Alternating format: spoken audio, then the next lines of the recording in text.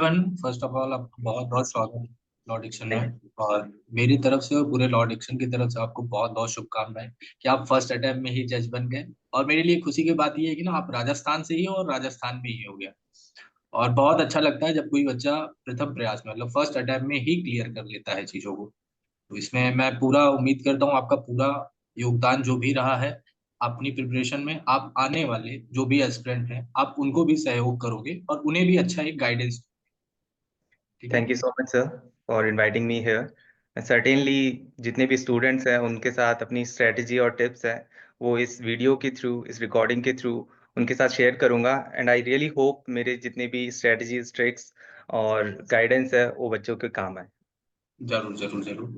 और अमन, अगर आपको याद हो तो मैं आपकी फर्स्ट या सेकंड या थर्ड डे ही कॉपी देखा था, तभी मैंने आपको बोला था अगर आप मेंस में ऐसा लिख दोगे तो पक्का यस, जज बनोगे आप। यस और सर। मुझे दो बच्चों से बहुत ज्यादा उम्मीद था, तो आपका हो गया, तो आपको बहुत बहुत बधाई। एक थैंक बच्ची थी, मैं नाम लेना उसका नहीं सही है, वो भी यू। बहुत हार्ड वर्किंग थी, आंसर्स उसके भी अच्छे थे।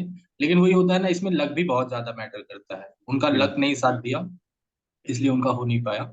अमन, मैं आपसे ये पूछना चाहूंगा, मोस्टली बच्चे जब लॉ के फील्ड में आते हैं तो उनका एक बार तो जरूर ये एम होता है या ड्रीम होता है कि मुझे जज बनना है। तो आपने ये सपना कब देखा कि मुझे जज बनना है, या आपको इस फील्ड में इंटरेस्ट कब आया? सर मेरी फैमिली के अंदर मेरे फादर जो हैं वो भी लीगल फील्ड से ही बिलोंग करते हैं। और जब मैं हम्म। छोटा था बचपन से ही मैंने उनकी रोल जो है सोसाइटी में, उनका वर्क जो है वो मैंने ऑब्जर्व किया। और जी कहीं ना कहीं वहीं वहीं से ही मेरा इंटरेस्ट इस फील्ड के अंदर डेवलप होता गया। और जी लॉ स्कूल में जाने से भी पहले मेरे फादर का जो मेन वर्क जो था वो कहीं ना कहीं सिविल और क्रिमिनल मैटर्स में था। तो जब मैं लॉ स्कूल में गया तो वहाँ पे मुझे कॉर्पोरेट मैटर्स भी देखने को मिले, कॉर्पोरेट लॉज भी देखने को मिले। लेकिन मेरा जी इंटरेस्ट वहाँ पे इतना डेवलप नहीं हो पाया। मैंने कंपनी सेक्रेटरी का भी एग्जाम दिया, कंपनी सेक्रेटरी फाउंडेशन मैंने क्लियर किया। लेकिन मैंने वो भी आगे परस्यू नहीं किया बिकॉज मेरे को कॉर्पोरेट में इतना इंटरेस्ट उस टाइम पे नहीं आया। ना ही मेरे को लॉ फर्म में जाने का इंटरेस्ट था और ना ही मेरे को इन हाउस काउंसिल बनने का इंटरेस्ट था। सो मैंने हम्म। ऑप्ट किया कि मैं जुडिशरी की तरफ ही जाऊंगा और मैंने फोर्थ ईयर से अपनी प्रिपरेशन स्टार्ट कर दी। देखिए, मैं आपको स्टॉप करके बाकी बच्चों को बताना चाहूंगा कि अगर आप 5 ईयर या 3 ईयर लॉ कर रहे हैं तो आपको अपनी प्रिपरेशन जो है वो लास्ट ईयर से ही स्टार्ट कर देनी चाहिए। वो आई थिंक एक प्लस पॉइंट होता है, जब बाकी के बच्चे लॉ के बाद प्रिपरेशन करेंगे आप एक साल पहले ही उनसे तैयारी कर दोगे। अमन, आप थोड़ा सा अपना बैकग्राउंड दोगे, आपने लॉ कब किया, कहाँ से किया, फिर आप Yes. जुडिशरी के लिए फिर कैसे स्टार्ट किए? सर मैंने अपना कॉलेज जो है सिम्बायोसिस लॉ स्कूल पुणे से किया। 2022 के अंदर मेरी ग्रेजुएशन हुई। फिर उसके बाद में मैंने जैसे अभी बताया फोर्थ ईयर से ही मैंने जुडिशरी के लिए प्रिपेयर करना स्टार्ट कर दिया। और जब हम्म। मैंने इसके लिए प्रिपेयर करना स्टार्ट किया हम चार लोग थे, हम चार फ्रेंड्स थे। अच्छा। और हाँ। हमारे कॉलेज के अंदर फोर्थ ईयर से ही प्लेसमेंट ड्राइव भी स्टार्ट हो जाती है। जी। अब दो इशू मेरे सामने थे। एक इशू ये था कि या तो मैं प्लेसमेंट ड्राइव में बैठूं जहाँ पे मेरे को डिसेंट पैकेज मिलता और कहीं ना कहीं मैं एक अच्छी कंपनी या फिर लॉ फर्म के अंदर बैठ के अपना काम कर रहा होता। दूसरा जी। था कि हाँ मैं जुडिशरी के लिए प्रिपेयर करूँ। हमने चार दोस्तों ने प्रिपरेशन करना स्टार्ट किया और धीरे धीरे करके मेरे जो दोस्त थे उनकी प्लेसमेंट भी होती गई। तो आखिरी में जाके मैं अकेला बचा, मैं अकेला प्रिपेयर करता रहा। लेकिन हम्म। ये चीज भी आपको देखनी चाहिए कि आपके फ्रेंड्स कहीं आपको हर जगह साथ नहीं देंगे, साथ नहीं देंगे इन द सेंस सही हर बात। जगह आपके साथ नहीं जाएंगे। उनके रास्ते भी अलग होंगे और वहां पे आपको थोड़ा सा अपना पेशेंस, थोड़ा सा खुद पे भरोसा करते हुए आगे बढ़ना पड़ेगा। जी जी। ठीक है। अमन, मैं जब से मेंटर कर रहा हूँ बच्चों को, मैं देखता हूँ काफी सारे ऐसे बच्चे हैं जो प्रिपरेशन स्टार्ट करते हैं, आधी प्रिपरेशन हो भी जाती है, लेकिन वो इससे घबरा के ना गिव अप कर देते हैं। अभी राइट। काफी सारे ऐसे बच्चों से मैं डील करता हूँ, उन्हें बहुत अच्छे से समझाना पड़ता है कि अगर यूपीएससी हुआ या जुडिशरी हुआ अगर इतना इजी होता तो हर घर में मुझे लगता है आईएएस पीसीएस और जज होते हैं। बिल्कुल। तो क्या आपके भी लाइफ में जब आप प्रिपरेशन कर रहे थे थ्रू द जर्नी कभी ऐसा आया कि मैं गिव अप कर दूं, या यार मुझसे हो नहीं पा रहा है? मुझे राइट, राइट। लगता है अप्स एंड डाउन सबके लाइफ में होते हैं। तो आपके बिल्कुल। प्रिपरेशन में अगर कभी डाउन आया है क्या, और डाउन आया तो आप उसे कैसे टैकल किए थे? तो जब प्रिपरेशन स्टार्ट कर दी थी जैसा मैंने अभी बताया हम चार लोगों ने किया। और चार में से जब आप देखते हैं कि आपके तीनों दोस्त कहीं ना कहीं कमा रहे हैं, है ना, आगे जी। बढ़ चुके हैं, तो एक हम्म। मेंटल प्रेशर भी आपको फील होता है। जरूर। वहां पे मैंने ये सोचा कि जो प्रिपरेशन का टाइम है कहीं ना कहीं 22 साल या 23 साल से लेके मे बी 28 साल तक या 29 साल तक, इसी टाइम में आप दे सकते हैं। आपकी लाइफ जी। बहुत बड़ी है। आप अगर आपकी लाइफ के 3 से 4 साल या 5 साल इस जुडिशरी की प्रिपरेशन या फिर कोई भी एग्जाम उसके लिए देते हैं, आप भले ही हम्म। सफल हो या ना हो उससे फर्क नहीं पड़ता, लेकिन वहां से जो जी। नॉलेज आप लेके जाएंगे वो आपको जी। लाइफ टाइम हेल्पफुल रहेगी। ये चीज मैंने जी। अपने दिमाग में कहीं ना कहीं सेट कर ली थी, अपने दिमाग को बता दी थी कि जो टाइम मैं इस 3-4 साल के अंदर दे सकता हूँ, मैं अपनी पूरी लाइफ में बाद में जाके जब मैंने जॉब ले ली होगी तो मैं नहीं दे पाऊंगा। तो मैंने कहीं ना कहीं जी। ये भी देख लिया था कि ये मेरे लिए डू और डाई है, मुझे जुडिशरी क्रैक करनी है, मुझे जज बनना ही है। बिकॉज मैं ऑलरेडी एक जो प्लेसमेंट ड्राइव है, जो पैकेज है, वो मैं पीछे छोड़ के आ चुका था। और हम्म। जहाँ तक बात है मोटिवेशन का या फिर आप कह लें कि कंसिस्टेंसी का, तो ये वर्ड्स सुनने में बहुत आसान लगते हैं कि है ना, कंसिस्टेंसी हो जाएगी, हार्ड वर्क हो जाएगा, पेशेंस हो जाएगा, और जब अपन एक्चुअली में पढ़ने बैठते हैं तो दस जी। घंटे निकालना भी बहुत बड़ी बात हो जाती जी। है ना। स्टार्टिंग में जब अपन फर्स्ट टाइम रिवीजन करते हैं, फर्स्ट टाइम पढ़ते हैं, बहुत इंटरेस्टिंग लगती हैं चीजें, नई नई चीजें हमारे सामने जी। आती है, आईपीसी के सेक्शंस आते हैं या फिर सीपीसी के आते हैं, हमें बहुत इंटरेस्टिंग लगता है। प्रॉब्लम जी। जब होती है जब आप रिवाइज करना स्टार्ट करते हैं। अब आपको एग्जैक्टली। वही चीज शायद 10 बार रिवाइज करनी पड़े, लेकिन आपको ये जी। भी नहीं पता कि 10 बार से क्या पता वो 11 बार भी हो जाए। 2 साल करना है जितनी तैयारी या बार आप पढ़ोगे उतनी बार उसमें कुछ नया मिलेगा आपको। जी जी जी हम्म। बिल्कुल कोई सर्टेनिटी नहीं है, लेकिन इतना कंफर्म है कि आप जितनी बार उसको पढ़ेंगे ना, आप अपने लक्ष्य के हम्म। उतने ही नजदीक आते जाएंगे। आप जितनी बार मतलब आपके पढ़ेंगे, कहने का मतलब है रिवीजन बहुत ज्यादा जरूरी है, मल्टीपल रिवीजन। टाइम रिवीजन होने चाहिए। जी जी जी मैं ये भी बताना चाहूंगा कि जो भी कोचिंग होती है वो कहीं ना कहीं 60 से 65% के आसपास ही आपको चीजें बताती है। Because exactly. कोचिंग के अंदर 100 बच्चे अगर पढ़ रहे हैं तो 100 बच्चों को सेम चीज ही पढ़ाई जा रही है, एग्जैक्टली। और जो वैकेंसी आ रही है वो कहीं ना कहीं लिमिटेड ही है। आप कैसे जी। उन 100 बच्चों में से खुद को अलग देखते हैं, कैसे हम्म। एक्स्ट्रा एफर्ट्स करते हैं, वो बहुत जरूरी है। जैसे मैंने छत्तीसगढ़ का एग्जाम दिया था तो वहां पे मेरे को ये रियलाइज हुआ कि कहीं ना कहीं मेरे अभी कुछ ऐसे पोर्शंस हैं जो मुझे पढ़ाए नहीं गए हैं और वो मुझे खुद ही करने पड़ेंगे, उसको करे बिना ये हम्म। नहीं हो पाएगा। फिर जी। वहां मैंने अपने रिवीजन नोट्स बनाने स्टार्ट किए जिसके लिए मुझे अलग से 4 से 6 महीने लगे। और हम्म। उसके बाद में मैंने दिल्ली का एग्जाम दिया। दिल्ली का एग्जाम टाइम मैनेजमेंट पे वर्क करता है एक्चुअली, बिकॉज उसके अंदर 200 क्वेश्चंस होते हैं और आपके पास 2 आवर्स और 2.3 30 आवर्स का टाइम रहता है। तो आप कैसे जी। उसको मैनेज करते हैं वहां पे, मैंने ये रियलाइज किया कि जब आप प्रीलिम्स में बैठते हैं या फिर किसी भी एग्जाम में बैठते हैं, आपको कहीं ना कहीं डर रहता है। वो डर हम्म। की वजह से आप गलत बबल फिल कर देते हैं, क्वेश्चन ठीक से पढ़ नहीं पाते हैं, या फिर आपने सही भी किया हो तो भी उसको गलत कर पाते हैं। तो सेल्फ वहां डाउट से आने लगा। जी जी जी तो वहां से मैंने खुद पे एक ये सोचा कि कंट्रोल कैसे किया जाए। आपको चाहे 5 क्वेश्चन स्टार्टिंग के गलत हो जाएं, आपको नहीं आ रहे, लेकिन आप सेम जो नॉर्मल न्यूट्रल स्टेट है आप उसमें कैसे रहेंगे, वो बहुत ज्यादा जरूरी है। चाहे पांच जी। क्वेश्चन सही भी हो रहे हो तो भी आपको एक्साइटेड नहीं होना है, 5 क्वेश्चन जी। गलत भी हो रहे हो स्टार्टिंग के तो भी आपको सैड नहीं होना है। जब तक पूरा पेपर कंप्लीट नहीं हो जाएगा, आप न्यूट्रल होके वो क्वेश्चन पेपर को देखेंगे, क्वेश्चन पेपर को पढ़ेंगे, और घर पे जाके जो भी आपको सोचना है वो आप सोचें। लेकिन हम्म। ड्यूरिंग एग्जाम मैं अपने दिमाग को कुछ भी सोचने नहीं देता था। अब आप बिल्कुल। इसको कैसे करेंगे? हम्म। दिमाग को कंट्रोल करने के लिए आपके पास 2-3 चीजें हैं। एक है, या तो अगर आप उसको बोल दें, आप अपने दिमाग को कि ऐसे ऐसे वर्क करना है, एक क्वेश्चन फ्रेम करें, जो आप इशू फेस कर रहे हैं उसका एक क्वेश्चन फ्रेम करें और उसका एक डायरेक्ट आंसर उसको दे दें एक लाइन में। अगर हम्म। वो उससे मान जाए आपका ब्रेन तो ठीक है, अगर वो नहीं मानता है तो आप अपने ब्रेन को फूल भी बना सकते हैं। ऐसा नहीं है कि जी। ब्रेन फूल नहीं होगा। आप अगर उसको थोड़ी सी ट्विस्टेड बात भी कहेंगे कि नहीं, तब। हाँ अमन है ना, 2 घंटे और पढ़ ले, मे भी तुम्हारा हो जाएगा, या फिर 4 घंटे और पढ़ ले, हो जाएगा, कर लेगा। तो ये सारी चीज आपको रेगुलर बेसिस पे बोलनी पड़ेगी अपने ब्रेन को। यही सब हम्म। कॉन्शियस ब्रेन का वर्क होता है, वो आपको कहाँ से कहाँ पहुंचा देगा आपको पता भी नहीं चलेगा। मतलब आसान सी भाषा में अगर कहें तो आप ये कहना चाह रहे हो मोटिवेशन भी जो है वो खुद के अंदर ही डेवलप करना पड़ेगा। बाहर की जी मोटिवेशन थोड़ी देर काम करेंगे, लेकिन आप खुद को मोटिवेट करोगे तो लंबे समय तक चलेंगे। क्योंकि बिल्कुल जैसा बिल्कुल कि हम लोग जानते हैं जुडिशरी है या यूपीएससी, ये लंबे रेस के घोड़े हैं, हमको आराम आराम से लेकिन लंबे कदम लेने पड़ेंगे। राइट सर ऐसा नहीं है कि आज हम 10 घंटे पढ़ ले रहे हैं, कल से हम 2 घंटे पढ़ रहे हैं। आप 4 ही घंटा पढ़िए, लेकिन डेली पढ़िए फिर उन चीजों को। बिल्कुल ठीक बिल्कुल। है। अमन, मैं आपसे ये पूछना चाहूंगा, जब आप अपनी प्रिपरेशन स्टार्ट किए थे तो कैसे स्टार्ट किए थे? मतलब आप मेंस ओरिएंटेड चल रहे थे या प्रीलिम्स ओरिएंटेड चल रहे थे? अगर अभी जैसे यूपी की वैकेंसी आने वाली है, तो जी जो बच्चे अभी यूपी में अपीयर करने जाएंगे, अभी जब तक नोटिफिकेशन नहीं आया है, उनकी क्या हम्म। स्ट्रेटेजी होनी चाहिए? सर मुझे, मैंने सबसे पहले प्रीलिम्स पे फोकस किया था, और वो कहीं ना कहीं गलत था ना। जी अगर कोई कोई भी स्टूडेंट इस एग्जाम के लिए प्रिपेयर कर रहा है तो उसको मेंस और प्रीलिम्स दोनों ही एग्जाम के लिए प्रिपेयर करना चाहिए।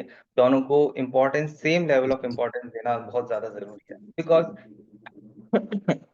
जैसे ही प्रिज्म का रिजल्ट आता है तो आपके पास बहुत कम टाइम होता है ना। आपके पास हार्डली, है ना, मेरे जी पास जी। 1.5 महीना ही था राजस्थान की अगर बात करें, तो आप 1.5 महीने हम्म। के अंदर इतना हर सब। जगह यूपी में भी 45 डेज अराउंड ही मिलता है। बिल्कुल बिल्कुल। तो जब आप हम्म। वहां पे करने बैठेंगे, जब आपको बहुत सारे एस्पेक्ट देखने पड़ेंगे कि आपका आंसर कैसे फ्रेम हो रहा है, मेंस का आंसर कैसे फ्रेम हो रहा है ना, आपका टाइम मैनेजमेंट हो हम्म। पा रहा है नहीं हो पा रहा है, because one of the major issue है कि आप उस क्वेश्चन पेपर को पूरा कर दे, वो एक बहुत बड़ी बात है। Most of the hmm. Student को क्वेश्चन पेपर ही पूरा नहीं कर पाते। तो इसके लिए बेस्ट चीज यही रहेगी, आप या तो कोई भी कोचिंग लें, या फिर है ना किसी भी अपने मेंटोर से बात करें, और डेली प्रैक्टिस सेशन करें, वो बहुत ज्यादा जरूरी है। डेली प्रैक्टिस सेशन से आपको जब एग्जाम में बैठेंगे आपको एफर्ट्स लगाने की जरूरत नहीं होगी। आप जब भी क्वेश्चन के आंसर्स करेंगे आपको अलग से एफर्ट्स नहीं लगाने पड़ेंगे, है ना। कुछ ऐसे पॉइंट्स हो गए कि आप एनहेंस कैसे करें अपने क्वेश्चन को, तो उसमें आपने डायग्राम बना लिया। जी अगर अगर मैं आपको एक क्वेश्चन देता हूँ और किसी बच्चे ने वो क्वेश्चन कभी लिखा ही नहीं है, और वहां पे वो अगर वो लिखेगा तो नो, वो कभी भी वो डायग्राम बनाकर नहीं आएगा। लेकिन यही जी जी। आप एक दूसरे एंगल से देखें कि एक बच्चा 6 महीने से कंटिन्यूअसली आंसर्स लिख हम्म। रहा है, और उस आंसर के अंदर वो डायग्राम भी मेंशन कर रहा है, तो विथ फ्लो हम्म। उसका जो डायग्राम बनेगा वो इजीली बनेगा, उसको ज्यादा एफर्ट्स लगाने की जरूरत नहीं, वो नेचुरली बनेगा। तो एक चीज जी ये, जी। प्लस जैसे ही आपका प्रीलिम्स का नोटिफिकेशन आता है, डेट आ जाती है, तो 1 महीने पहले आप मेंस की तैयारी हॉल्ट पे रख सकते हैं और प्रीलिम्स ओरिएंटेड रख सकते हैं। प्लस जब मैंने राजस्थान के अलावा एमपी, झारखंड, हरियाणा की प्रीलिम्स भी निकाले हैं, और हम्म। मेरी स्ट्रेटजी ये रही, एग्जाम से एक दिन पहले मैं सारा का सारा सिलेबस रिवाइज कर लेता था एक बार वापस से। एग्जाम से एक दिन पहले मैं सारा का सारा कोर्स था वो पूरा रिवाइज करके जाता था, और उसके लिए आपको अलग से नोट्स बनाने पड़ेंगे। कॉपी के नोट्स शॉर्ट बन, में। हाँ, कॉपी के जो नोट्स होंगे आप उनसे कभी भी एक दिन पहले कंप्लीट नहीं कर सकते। तो उसके लिए मैं आपको दिखाना हम्म। चाहता हूँ कि मैंने किस तरीके से नोट्स बनाए। मैं सर से रिक्वेस्ट भी जी करूंगा कि बाद में सर इस वीडियो के बाद में इसके क्लिप्स, जरूर जरूर। फोटोज आपके लिए हम्म। अपलोड कर दें, तो इस तरीके से जैसे मैंने नोट्स बनाए हुए थे, जी। है ना। अरे वाह। तो मतलब इसमें, शॉर्ट नोट्स ऐसे होने चाहिए कि बहुत क्रिप्स और प्रिसाइज फॉर्म में हो, और आपके ही लैंग्वेज में, कि आप राइट ही राइट, समझ पाओ अच्छे से। हाँ, ये कोई और समझ भी नहीं पाएगा। तो ये कलर हाँ। बेस्ड हाईलाइट भी मैंने चीजें की हुई है, रेड कलर अलग से जी यूज जी किया, पेन, हर किसी का अपना इंपॉर्टेंस है। जी। और इससे एक और फायदा ये चीज है, मैं बताना चाहूंगा, ये इंडेक्स है बेसिकली। हम्म। बेसिकली इंडेक्स है, तो अरे यहाँ वाह। से हाँ, यहाँ से आप क्लस्टर्स बना सकते हैं। कोई भी सेक्शंस आपको याद करने होते हैं तो आप इनको क्लस्टर्स फॉर्म में कर सकते हैं। जैसे ये 4 है, तो यहाँ पे मैंने कहीं ना कहीं कोर्ट ऑफ मेट्रोपॉलिटन मजिस्ट्रेट का एक क्लस्टर बनाया हुआ है। जी तो जी। 4 जो सेक्शन है, तो मुझे याद है कि वो 4 का हाँ हाँ। क्लस्टर है, तो मैं जब भी रिकॉल करूंगा मुझे 4 याद रहेंगे, कि अगर मैं एक भी मिस करूंगा तो मैं विद रेफरेंस उसको रिकॉल कर जी लूंगा। जी। ये दिख रहा है कि आपने मल्टीपल टाइम रिवीजन किया हुआ है। जी जी जी इसी बिल्कुल। वजह से आज आप हमारे सामने जज बन के बैठे हुए हैं। चलिए। तो एक तो ये हो अमन, गया। जैसे कि मैं अभी बच्चों को यही समझाता हूँ कि हम्म, जिस भी स्टेट को आप टारगेट कर रहे हो, तो जब तक अभी उसका नोटिफिकेशन नहीं आया है, आप कोशिश करो कि मेंस ओरिएंटेड प्रिपरेशन हो, और एटलीस्ट जितना पॉसिबल हो उतने सब्जेक्ट का मेंस आंसर राइटिंग कंप्लीट करो। बिल्कुल। क्योंकि बच्चों को ये थोड़ा सा ये होता है कि भैया प्रीलिम्स भी बहुत टफ है, प्रीलिम्स भी तो निकालना है। मेरा ये मानना है कि अगर आप मेंस को टॉपिक वाइज आंसर्स कर लेते हो, तो आपके टॉपिक क्लियर हो रहे हैं। जब तक बिल्कुल। आपके टॉपिक क्लियर नहीं होंगे, आपका कंसेप्ट क्लियर नहीं होगा, आप आंसर्स लिख नहीं पाओगे।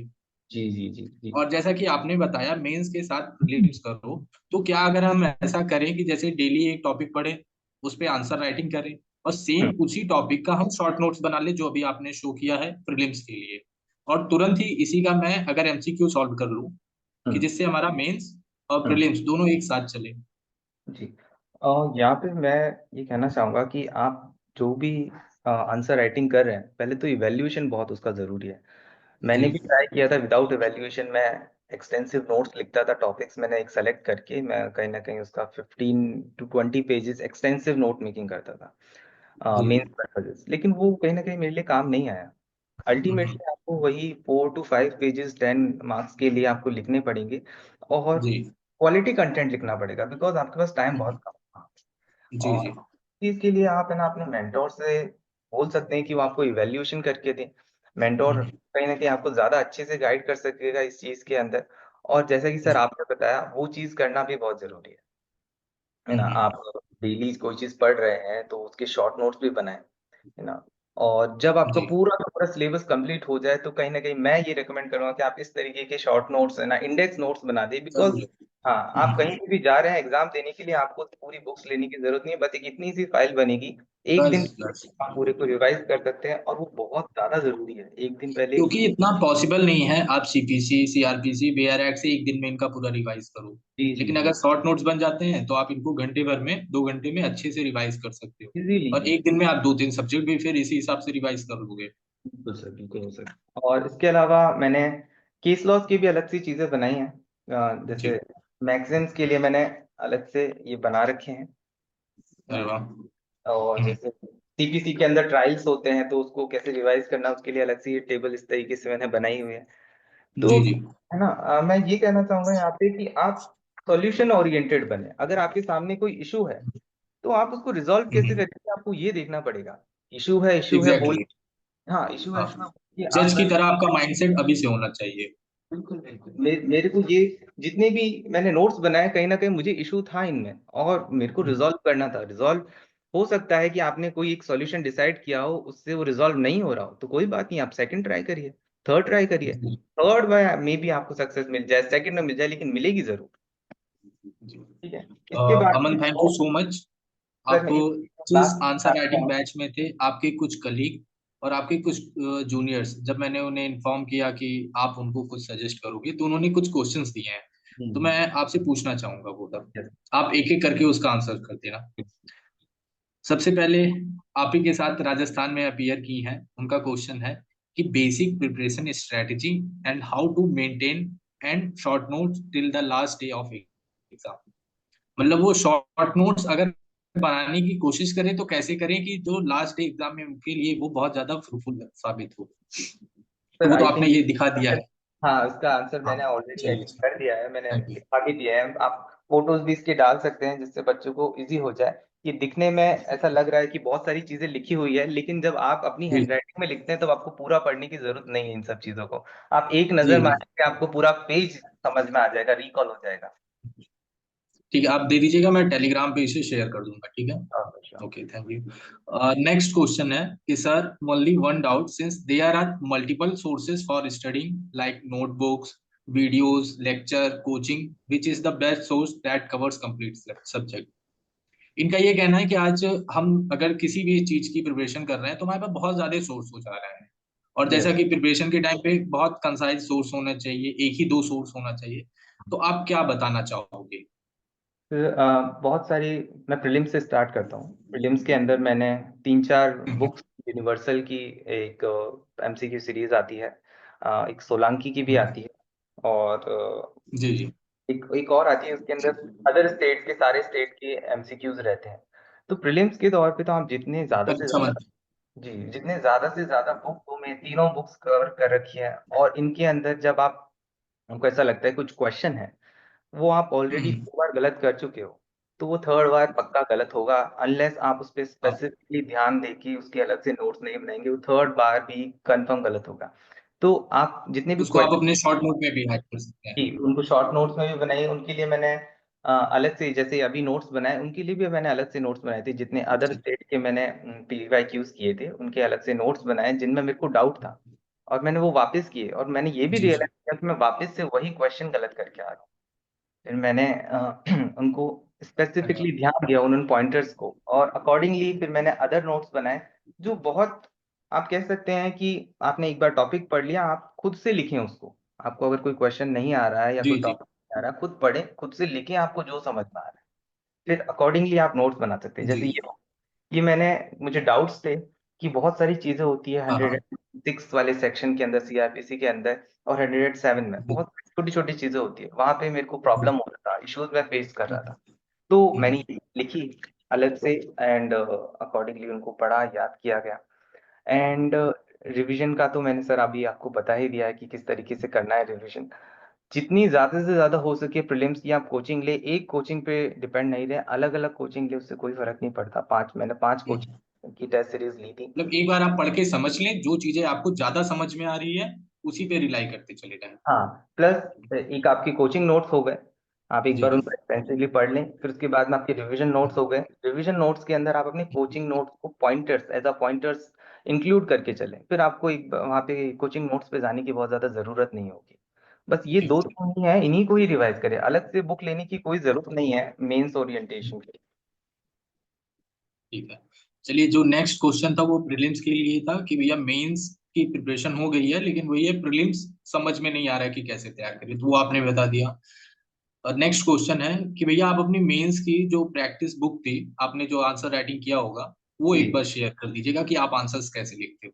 सर, बिल्कुल। ठीक है। नेक्स्ट क्वेश्चन है कि भैया टाइम मैनेजमेंट कैसे करें, टाइम कैसे मैनेज करें, ये बहुत इशू होता है बच्चों के साथ।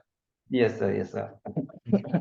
अगर प्रीलिम्स की बात करें तो राजस्थान में आपके पास सफिशिएंट टाइम रहता है। जी राजस्थान में और इवन एमपी के अंदर अगर आप डेली प्रैक्टिस करते रहेंगे प्रीलिम्स की, आपके पास सफिशिएंट टाइम होगा, उसमें कोई इशू नहीं है। लेकिन मेंस जो है, मेंस प्रॉब्लम करता है। मेंस के अंदर अगर आप ये सोचे कि एक महीने पहले, मेंस के एग्जाम से एक महीने पहले या 2 महीने पहले प्रिपरेशन स्टार्ट करें, तो 110% आपका नहीं होगा। आप टाइम जी मैनेज ही नहीं कर पाएंगे, आपको लिखने का तरीका नहीं आएगा। जी अच्छा है आप, जैसे अभी सर ने भी बताया और मैंने भी बताया, जब आप स्टार्ट कर रहे हैं कोचिंग, ये इसकी कोचिंग या प्रिपरेशन, उसी दौरान आप मेंस की तैयारी करें, हर दिन 3 क्वेश्चन लिखें। और विद हम्म, ईयर आप कितने सारे क्वेश्चंस आप लिख लेंगे, उससे आपका फ्लो और कंसिस्टेंसी मेंटेन होगा। और फिर इसके बाद में आप कैलकुलेट, स्टॉप वॉच लेकर बैठे, स्टॉप वॉच से देखें कि आप कितना टाइम ले रहे हैं एक 10 मार्क के क्वेश्चन को कंप्लीट करने में। और प्लस जी अपने जी वर्ड पे भी ध्यान दें कि आप कहीं ज्यादा वर्ड्स तो नहीं लिख रहे हैं, क्वेश्चन में क्या पूछा गया है और आप आंसर क्या कर रहे हैं, क्या उनमें कुछ डिफरेंस आ रहा है। अगर आ रहा है हम्म, तो आप अकॉर्डिंगली उसको चेंज करें। तो आप टाइम मैनेजमेंट ऐसे ही करें, कंसिस्टेंसी के साथ ही टाइम मैनेज होगा। इसका कोई ऐसा सॉल्यूशन नहीं है कि मैंने आपको बताया आप ये फॉलो कर लीजिए आपको हो जाए, आपको हम्म। कंसिस्टेंट तो रहना ही पड़ेगा in any case, whether it is prelims whether it is mains. Thank you Aman. आप अपनी एक बार नोट्स, जो भी चीजें आप बता रहे हो एक बार शेयर कर देना, मैं बच्चों के साथ शेयर कर दूंगा। एक लास्ट मेरा पर्सनल क्वेश्चन है, आपके हिसाब से लॉ डिक्शन क्या मतलब कैसे बच्चों के लिए हेल्पफुल है? और मैं, आप जैसे आप सेलेक्ट हो चुके हो तो मैं ये पूछना चाहूंगा, आपका पर्सनल एक्सपीरियंस जो था उसके साथ आपको क्या लगता है कि हमें और क्या चीजें चेंज करनी चाहिए या क्या इम्प्रूव करनी चाहिए जो बच्चों के लिए और भी बेटर हो सके? सर लॉ डिक्शन, मैंने भी लॉ डिक्शन एनरोल किया था लॉ डिक्शन के अंदर। और जो मुझे उसमें हेल्प मिली, वो कहीं ना कहीं मेंस के अंदर बहुत ज़्यादा हेल्प मिली। इवन सर आपने भी मेरे को काफ़ी गाइड किया उस दौरान, आपने बताया कि कैसे जो डायग्राम है वो साइड में ना लिख के एक नए पैराग्राफ की तरह उसको बनाना चाहिए। अ, इसके अलावा लॉ डिक्शन, आप इस तरीके से समझिए कि अगर आपको कोई एग्जाम क्लियर करना है या फिर जुडिशरी का एग्जाम क्लियर करना है, तो आपको तीनों ही स्टेज को सेम इंपॉर्टेंस देनी पड़ेगी, प्रीलिम्स, मेंस और इंटरव्यू। आप नहीं कर सकते ऐसा कि है ना, पहले मैं प्रीलिम्स देख लेता हूँ उसके बाद में मेंस देखूंगा, बाद में इंटरव्यू कहीं देखूंगा। हम्म, तो मेंस को सेम इंपॉर्टेंस देते हुए डेली बेसिस पे प्रैक्टिस करनी पड़ेगी। उसके लिए आप लॉ डिक्शन की कोर्सेज चल रहा है वो ले सकते हैं, या फिर किसी और की भी ले सकते हैं, जैसा आपको उचित लगे। हम्म, लेना बहुत ज्यादा जरूरी है, आपको मेंटर की बहुत ज्यादा जरूरत है इवेल्युएशन के लिए। हम्म। आसान सी भाषा में कहें तो ये कह सकते हैं कि मेंस की कॉपी जो है वो आप चेक कराइए, वो कहीं से भी चेक कराइए, आप अपने सीनियर से, या अगर आप किसी ऐसे को जानते हैं जो आज आपकी तरह कोई जज हो चुके हैं उनसे चेक कराइए, या अपने कॉलेज के टीचर से चेक कराना बहुत जरूरी है। तभी उससे आपको मिरर दिखेगा आप अभी कितने पानी में हो। बिल्कुल बिल्कुल, बहुत ज्यादा जरूरी है। इसके ठीक है अलावा Aman, sir thank you so much. बहुत अच्छा कुछ नहीं लगा आपसे बात करके, आपने टाइम दिया उसके लिए बहुत ढेर सारी आपको सर। धन्यवाद, और लॉ डिक्शन की तरफ से आपको सर बहुत बहुत शुभकामनाएं। Yes sir. सर ये सेशन कंप्लीट करने से पहले कुछ और ऐसे पॉइंट्स हैं जो पढ़ाई के जी जी अलावा बहुत ज्यादा जरूरी होता है बच्चों के जरूर लिए। जरूर। तो जी वो जरूर। शेयर करना जी चाहूंगा। जरूर। As far as revision is concern, मैंने ये डिसाइड कर लिया था कि मैं 10 बार, एटलीस्ट 10 बार मैं रिवाइज करूंगा। उससे पहले मैं कुछ ना सोचूंगा ना कुछ सुनूंगा। मेरे को 10 बार करना था, मैंने जी 10 बार किया। और जब भी आप रिवाइज करें, आप अपना बेयर एट लें, कवर टू कवर रिवाइज करें। ऐसा नहीं कि कुछ कुछ पोर्शन रिवाइज किया और बाकी का छोड़ दिया। उससे ये होगा कि हम्म, आप जब भी नेक्स्ट टाइम वापस, लेट से आपने सीपीसी स्टार्ट किया, सीपीसी में आपने जी। कुछ चीजें पढ़ ली, फिर आप पूरा हम्म, सिलेबस कंप्लीट करके जब वापस सीपीसी पे आएंगे तब तक बहुत टाइम हो जाएगा। आप रिकॉल जी नहीं कर पाएंगे जो प्रोविजंस आपने छोड़ दिए रिवीजन करने के लिए। तो जी। पहला जी आप कवर टू कवर रिवाइज करें, बीच में जी। पोर्शन से रिवाइज ना करें। मतलब जब भी आप रिवाइज करें उसमें डेट लिखें, सीपीसी के बैरेक्ट में या फिर कोई भी बैरेक्ट हो, हम्म, डेट लिखें कि किस दिन आपने स्टार्ट किया, किस दिन आपने एंड किया। जब आप फिफ्थ रिवीजन पे पहुंचेंगे, आप एनालाइज कर पाएंगे जब मैंने फर्स्ट रिवाइज किया था तो कहीं ना कहीं मुझे 15 दिन लगी थी या 20 दिन लगे थे, और फिफ्थ रिवीजन तक आते आते मुझे हार्डली 3 डेज, 4 डेज, 5 डेज लग रहे हैं। तो ये भी आपको मोटिवेट करेगा, ये चीज भी आपको मोटिवेशन खुद देगी। की ट्रैकिंग सिस्टम, आपका स्मार्ट वॉच खुद बनी। अपार्ट फ्रॉम ठीक दिस, है, ये आपकी बात मैं अडॉप्ट करूंगा और मैं बच्चों को पर्सनली ये चीज अब मैं बताना स्टार्ट करूंगा। थैंक यू अमन। और नेक्स्ट आप क्या बताना चाहेंगे प्लीज? अपार्ट फ्रॉम दिस, जितने भी अदर स्टेट के एग्जाम हो रहे हैं, आपको उसमें जी अपियर करना बहुत जरूरी है। फॉर एग्जांपल, मेरा जो फोकस स्टेट था वो राजस्थान था, लेकिन जी। राजस्थान की वैकेंसीज कहीं ना कहीं मेरे लिए 3 साल तक नहीं आई। मीन वाइल हम्म, मैंने जितने भी अदर स्टेट थे उनके लिए प्रिपेयर किया, और जो मेरा फोकस स्टेट है उसके लिए कॉन्फिडेंस बूस्ट किया अपना। जब राजस्थान जी का जी। प्रीलिम्स हुआ तो somewhere I was very confident कि मेरा प्रीलिम्स क्लियर हो जाएगा, और हुआ भी। हम्म, मैंने 81 आउट ऑफ 95 स्कोर किया राजस्थान। ओके। जी जी। एंड एक और इशू जो बच्चे फेस करते हैं वो है लैंग्वेज का। अगर आप हम्म, मीडियम है तो आपको हिंदी में इशू आएगा, अगर हिंदी है तो आपको जी इंग्लिश में इशू आएगा। उसके लिए आप डेली प्रैक्टिस करें। मैं कहीं ना कहीं हिंदी ग्रामर के लिए मैं डेली 1 आवर देता था। एक हम्म, कोचिंग है, उसका नाम है परिष्कार, परिष्कार वर्ल्ड करके, वो हिंदी की ही परिष्कार कोचिंग। वर्ल्ड। यस, वो हिंदी की कोचिंग है। परिष्कार वर्ल्ड ये ऑनलाइन है? यूट्यूब पे भी अवेलेबल है, लेकिन मैंने जब अच्छा। ली थी वो ऑनलाइन ली थी, समवेयर अराउंड 3000 के आसपास उसका प्राइस था। बहुत अच्छे से वो पढ़ाते हैं, है ना, बहुत इन डेप्थ नॉलेज है फैकल्टी को।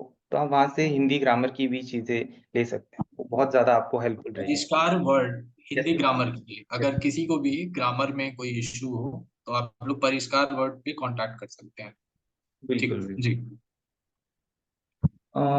अपार्ट फ्रॉम दिस, एक चीज और है कि अब हम जब प्रिपेयर करते हैं स्टार्टिंग के 7-8 महीने, 9 महीने या 1 साल तक काफी मोटिवेटेड रहते हैं, है ना। और जी आपके फ्रेंड्स जो हैं कभी कभी किसी और फील्ड में चले जाते हैं तो आप अपने आप को अकेला भी महसूस करते हैं। जी तो जी। जी ऐसे ही मैं भी फील कर रहा था, तो मेरे एक फ्रेंड है, उसने मुझे एक ऑनलाइन प्लेटफॉर्म है बेसिकली है, यहाँ हाँ पे हाँ। आपकी कैमरा ऑन कर सकते हैं, और वहाँ पे अलग अलग फील्ड के स्टूडेंट्स भी बैठे रहते हैं, इंटरनेशनली, नेशनली, इंडियन भी बैठे रहते हैं। तो वहाँ पे जाके भी आप पढ़ सकते हैं। वहाँ पे आप एक अकाउंटेबिलिटी पार्टनर्स बना सकते हैं कि जो आपसे डेली बेसिस पे रात को या फिर सुबह या नेक्स्ट डे एक रिपोर्ट ले लेगा बेसिकली कि आपने कितने घंटे पढ़ाई करी। अकॉर्डिंगली चीजें होती रहेंगी। तो आप जी। वो भी ज्वाइन कर सकते हैं, उसका नाम है स्टडी स्ट्रीम, स्टडी अच्छा। डॉट कॉम करके। वहाँ पे माइक ऑन नहीं होते, आप चाहें तो कैमरा ऑन कर सकते हैं, नहीं चाहें तो नहीं कर सकते। कैमरा जब ऑन रहता है तो उसका एक बेनिफिट ये रहता है कि आप अपनी गैजेट्स यूज हम्म, करेंगे। फॉर एग्जाम्पल, अगर आप अपने मोबाइल से वहाँ बैठे हैं या फिर लैपटॉप से हैं, तो आप लैपटॉप या मोबाइल जी किसी अन्य चीज के लिए यूज नहीं करेंगे। जी यूट्यूब जी। देख लिया या टेलीग्राम कर लिया या फिर नेटफ्लिक्स देख लिया, हम्म, तो वहाँ पे वो चीज भी बेनिफिट करती है। कहीं ना कहीं जी मुझे जी। बहुत ज्यादा। और एट द एंड मैं यही कहना चाहूंगा कि अगर आपको कहीं पे भी थोड़ा बहुत लगे कि यार नहीं हो रहा है, तो आप अपने पेरेंट्स के लिए करिए। वो चीज जब आप उनकी खुशी बस बस देना। बिल्कुल। जी, जी, जी। हम्म, तो कहीं इससे ना बड़ा मोटिवेशन कुछ नहीं है आई थिंक। कहीं आप कंपेयर ही नहीं कर सकते उनकी खुशी किसी और चीज अमन लास्ट मेरा एक क्वेश्चन है। से। आई थिंक रात में ही आरजेएस का रिजल्ट आया, तो सबसे पहले आपको किसने इन्फॉर्म किया कि आप सर, जज बन गए का रिजल्ट दिन में आया था, 1 बजे के आसपास आया था, और मैं आई थिंक लंच का टाइम था, बस मैंने रेस्ट ही किया था। हो? सॉरी अमन, आपकी वॉइस ब्रेक कर रही है, आप एक बार फिर से हेलो। बता दोगे क्या? जी जी जी। तो आरजीएस का रिजल्ट 1 बजे के आसपास आया था दिन में। हाँ हाँ। हाँ और हाँ। मैंने बस 15 मिनट पहले नैप ही ली थी और फिर मुझे पापा का कॉल आया, तो पापा बोलते हैं कि बधाई हो जज साहब, आपका सिलेक्शन हो गया है। तो अरे तो वाह, वो मोमेंट भी मेरे पापा लिए के तरफ से ही खुशखबरी आ गई। पापा ने ही बोली। इससे स्पेशल मोमेंट आई थिंक कुछ हो नहीं सकता आपकी लाइफ में अब। ये बेस्टेस्ट आप, मोमेंट है, हाँ, आपके जब आप अपने फादर आपके पेरेंट्स अगर आपको कॉल करके बोले कि हम्म, जज साहब। जी जी जी, जब आप सेलेक्ट होने के बाद में, अच्छे रिजल्ट के बाद में, जब आप उनको हग करेंगे, गले लगेंगे, तो उससे अच्छी फीलिंग और कुछ। मैं सबको बताना चाहता हूँ कि अगर आप अपने पेरेंट्स को कुछ लाइफ में देना चाहते हो तो अमन ने जो अभी बताया है उससे बेस्ट गिफ्ट मुझे नहीं लगता आई थिंक लाइफ में कुछ भी होगा। जी, हम्म। तो सर मतलब मेरी तरफ गूज बम्स अभी आ जाते हैं सुनकर ऐसे समझ के। आपने तो वो चीज महसूस किया हुआ है।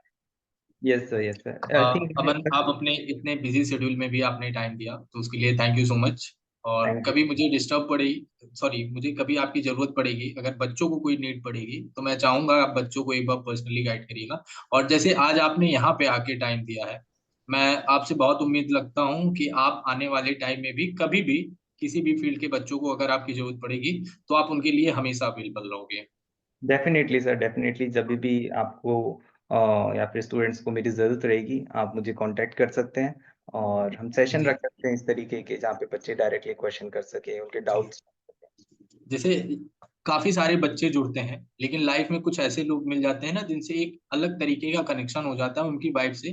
तो कुछ बच्चे हैं उनमें से आप भी हैं अमन, वैसे कि आपसे मैं बेधड़क कभी भी आपको मैसेज कर देता हूँ, आप जज साहब हो गए हो उसके बाद भी। हाँ सर। तो लाइफ में आगे भी आपको अगर कोई पर्सनली कोई बच्चा मिलेगा तो आप जरूर उसे गाइड करिएगा, क्योंकि आपसे मुझे ये उम्मीद है और आप ऐसा करोगे, पता नहीं क्यों मुझे आपसे बहुत ज्यादा भरोसा है आप पे ये। तो आप डेफिनेटली। अपने जूनियर्स को गाइड करते रहिएगा और जज बनकर अच्छे अच्छे काम करिए, मम्मी पापा का नाम और रोशन करिए। बिल्कुल बिल्कुल sir. Thank you so much चलिए। सर को यहाँ पे बुलाने के लिए और बच्चों से कनेक्ट करने के लिए। जी जी।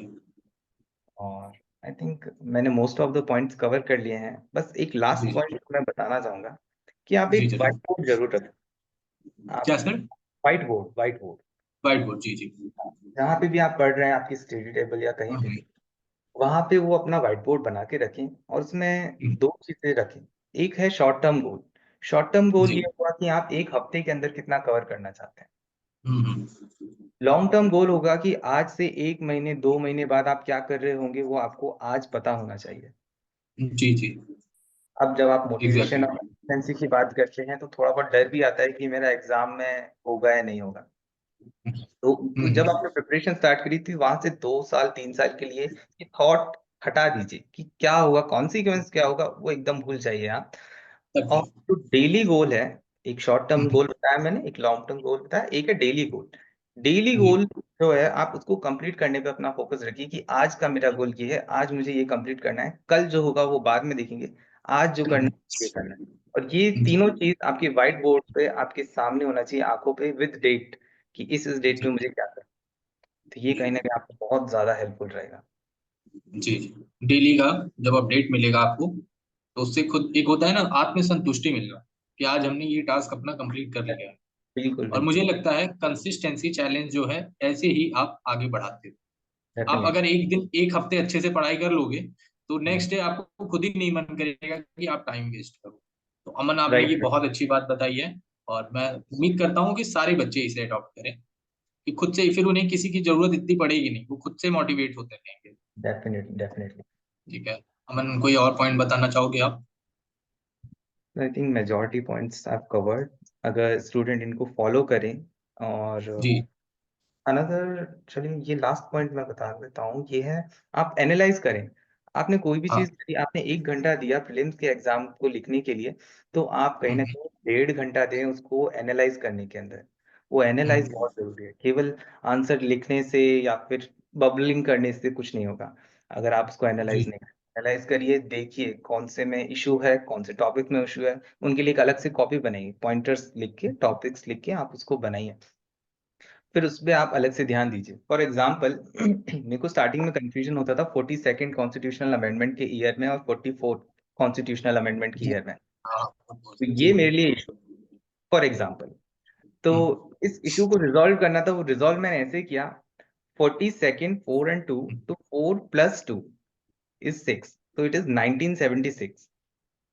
अरे वाह, हाँ 44th is 4 plus 4, which is 1978.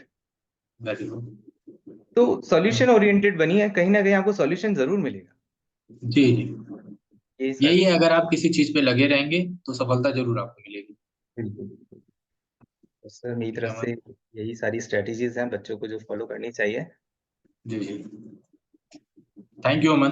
आपने थैंक बताया, अगर बच्चे ने अगर इसे अडॉप्ट किया तो मैं श्योर हूँ, फॉर श्योर कि सबका सिलेक्शन होगा। अगर आप जज नहीं बनेंगे तो ईपीयू बनेंगे, ईपीयू नहीं बनेंगे तो एक अच्छे इंसान जरूर बन जाएंगे आप। बिल्कुल बिल्कुल क्योंकि सर। मेरा मानना, अच्छा इंसान वही होता है जिसके पास नॉलेज भरपूर रहे। Right sir. क्योंकि फिर वो सोसाइटी के लिए कुछ ना कुछ अच्छा ही करना चाहेगा, अच्छा ही देना चाहेगा। Right right. ठीक है अमन, आज के सेशन को यहीं पे एंड करते हैं। थैंक यू सो मच, आप इतना टाइम दिए। थैंक यू सो ठीक मच है, सर। चलिए, thank you so much Aman.